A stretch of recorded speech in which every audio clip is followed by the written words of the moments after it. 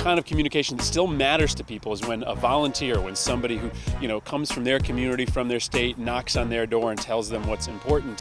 You're not expected to know all the positions on all the candidates, so if someone asks you a question and you don't know, don't make it up, just tell them. Someone will get back to you, make a note on your walk sheet saying someone has a question about Social Security or a health care bill, and someone from our office will get back to them. It is extremely important to get the vote out this time around. We have our jobs at stake. We need to protect our pensions. We need to just protect the individuals that we serve. Going house to house, making phone calls, contacting people hand to hand, face to face, knowing what the issues are is more important than all these flyers in the mail. I think it's a good way to get across the union people and let them know what's going on.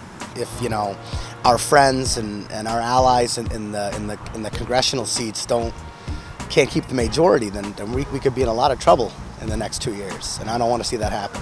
For every mailing we do, it takes 400 or 500 mailings to get a vote. For every phone call, it takes 300 or 400 phone calls to get a vote. For every door knock, it only takes 14 to get a vote. I learned that at the training 2 weeks ago, so we're making much better progress if we're knocking on doors. 14 to 300, can't compare. Plus it's fun, you get to know what's going on with the people that you're knocking with.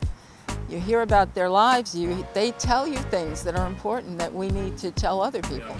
I ran for office when I was 24 years old. Nobody knew who the heck I was. I was running against an institution on the Republican side in Southington, Connecticut, and there's one simple reason why I won that race in 1998. It said I knocked down doors.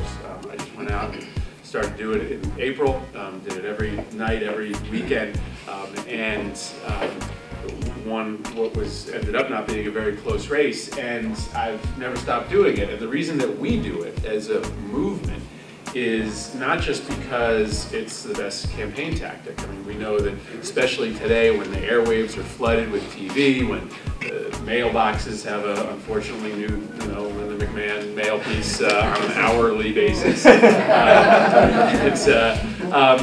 stuff gets really crowded, right? And people start to tune that out, especially when you get down to the last 30 days. But what they remember is that when somebody knocks on their door, when somebody that's not paid, when somebody who's doing it just because they care knocks on the door. We know it's the best campaign tactic, right? But we also do this because it says something about who we are. I'm telling the members to get out and vote and get out and try to help the unions go door to door to let the word be known. I can't stress and encourage more participation than ever in this election in order for us to recover the state of Connecticut and get our economy back in line and just do the right thing.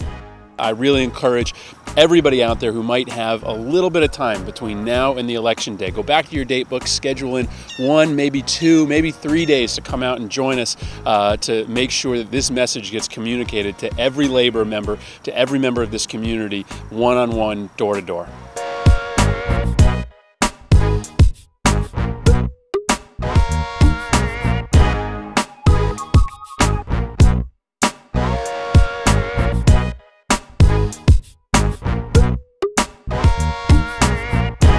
Oh, by the way, Mrs. McMahon, minimum wage is $8.25 an hour. My son works for that.